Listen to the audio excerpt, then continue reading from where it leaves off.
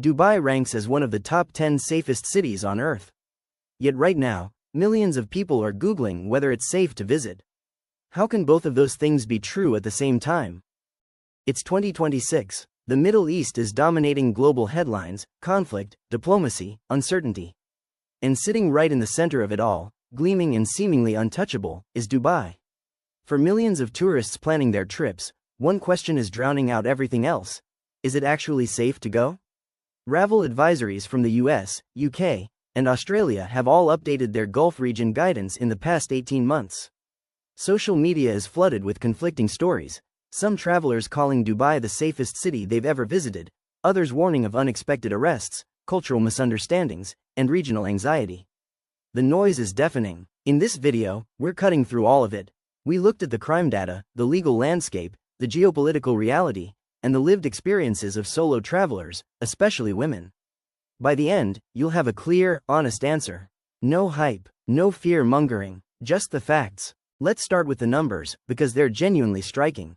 The UAE's crime rate is among the lowest of any country in the world. According to the Global Peace Index, the UAE consistently ranks inside the top 50 most peaceful nations globally, outperforming the United States, the United Kingdom, France, and Australia. Dubai specifically recorded a violent crime rate so low in recent years that the UAE government has used it as a centerpiece of its international tourism marketing. To put that in perspective, London's crime rate per 100,000 residents is roughly 10 times higher than Dubai's. New York City, a city often held up as a global benchmark, sees dramatically more violent crime per capita. Bangkok, another enormously popular tourist destination, sits even higher on the crime index. What makes Dubai's numbers look the way they do? A few factors. First, there is an exceptionally visible and well-funded police force. Second, a comprehensive CCTV network covers virtually the entire city. Third, and this is important for context, the UAE's legal consequences for crime are severe, which acts as a strong deterrent. Petty theft, the #1 crime affecting tourists in cities like Barcelona, Rome, and Bali, is genuinely rare in Dubai. Pickpocketing in the Dubai metro, for comparison to London's underground, is almost statistically non-existent. The honest caveat here: crime statistics in the UAE are self-reported by the government, and independent verification is limited. But even applying a conservative discount to the official numbers, Dubai remains a remarkably low crime environment by any global standard. Here's where it gets more nuanced, and where most tourists get caught off guard. Dubai is safe from crime, but it operates under a legal framework that is significantly different from Western democracies. And ignorance of those laws is not a defense. Let's cover what you actually need to know. Dress codes. Dubai is far more liberal than other Gulf cities. You'll see everything from designer swimwear on the beach to full traditional dress. But context matters enormously. Inside malls, mosques, and government buildings, shoulders and knees should be covered. In tourist zones like JBR Beach and hotel pools, normal Western swimwear is completely fine. The rule of thumb: read the room. Public behavior. Public displays of affection, even between married couples, can draw unwanted attention or, in extreme cases, a legal complaint. Loud, drunk behavior in public is taken seriously. Swearing loudly, making rude gestures in traffic, or behaving in a way deemed disrespectful can result in fines or worse. Alcohol. This surprises many people. Alcohol is legal in Dubai. You can drink at licensed hotels, restaurants, bars, and clubs. However, and this is critical, you cannot drink in public spaces, on beaches, or in unlicensed venues. Being visibly drunk outside a licensed venue is an offense. Social media. This is the area where the most high-profile tourist arrests have occurred. Posting content that could be interpreted as critical of the UAE government, the royal family, or Islam carries serious legal risk. Sharing videos of accidents or crime scenes without permission can also be problematic. When in doubt, don't post. The LGBT+ context. Same-sex relationships are illegal in the UAE. This is a reality that LGBT+ travelers must weigh carefully and personally. Many do visit without incident, but the legal exposure is real, and that cannot be minimized. None of these rules exist to trap tourists. They reflect the cultural and legal fabric of the UAE. Approach them with respect rather than resistance, and most visitors will have zero issues. Now for the question that's probably the real reason you clicked on this video.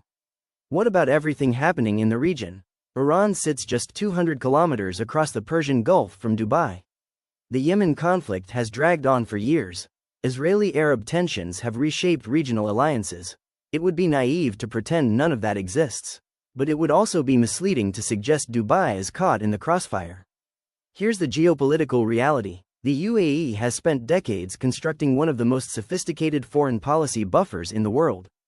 It maintains strong diplomatic and economic relationships with the United States, the European Union, China, India, and, uniquely, has signed the Abraham Accords normalizing ties with Israel.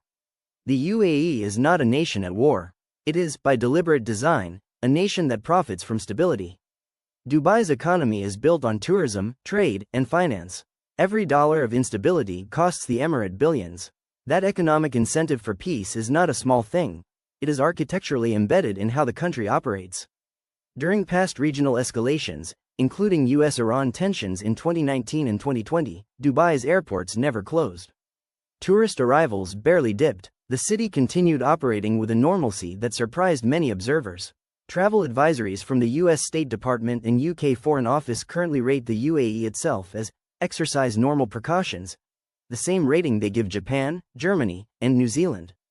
The elevated advisories apply to Yemen, Iran, and conflict-adjacent areas, not to Dubai. No destination is risk-free, but the evidence suggests Dubai has shown a durable ability to remain an island of stability in a turbulent region. For solo female travelers, Dubai consistently scores near the top of global safety surveys, and the anecdotal evidence strongly backs that up. Solo women walking through Dubai Marina, taking the metro alone at night, or visiting the souks face dramatically less street harassment than in comparable tourist cities. A 2024 survey by a major solo female travel forum found that over 78% of women rated Dubai as very safe, or safer than expected, a score that beat Bangkok, Istanbul, and Lisbon. The metro has dedicated women-only carriages. Taxis have women-only options through the RTA app. Hotels are generally extremely safe environments. The culture, while conservative in some ways, also means that unwanted physical contact from strangers is genuinely rare. The nuance: solo female travelers should still dress modestly outside of clearly tourist-designated zones. Engaging in late-night activity in unfamiliar residential areas, as with any global city, warrants extra awareness. And the legal context for LGBT+ women remains the same as discussed earlier.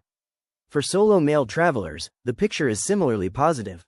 The main risk, as with all travelers, lies in legal rather than physical exposure. Understanding the cultural and legal landscape before you arrive is the single most important step any solo traveler can take. Knowing the landscape is one thing. Here's exactly what to do before and during your trip to make sure you're covered. 1. Get comprehensive travel insurance. This isn't optional. Medical costs in Dubai are high. Make sure your policy covers emergency medical evacuation and, critically, any legal assistance coverage. Policies vary wildly on the latter, so read the fine print. 2. Register with your embassy.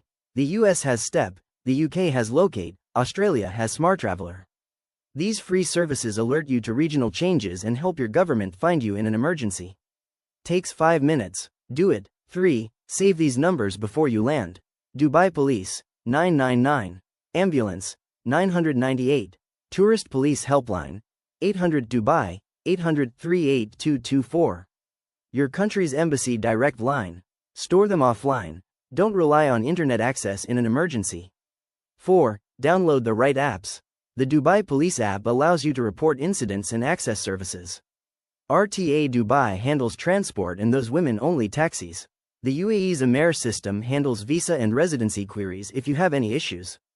Have Google Translate downloaded offline for Arabic. 5. Know what not to pack. Certain medications legal in your home country are controlled substances in the UAE, including some ADHD medications and painkillers. Check the UAE Ministry of Health's approved medications list before you travel. Vaping products in unapproved forms have also caused tourist issues at customs. 6. Brief your traveling companions.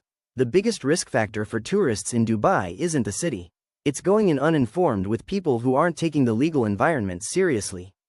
Everyone in your group should understand the rules before you land. So, is Dubai safe to visit in 2026? By every objective crime and security metric, yes.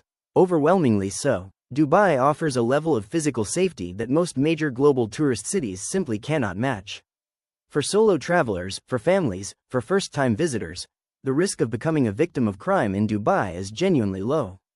Go informed, respect the culture, know the laws, and Dubai will almost certainly deliver one of the safest travel experiences of your life.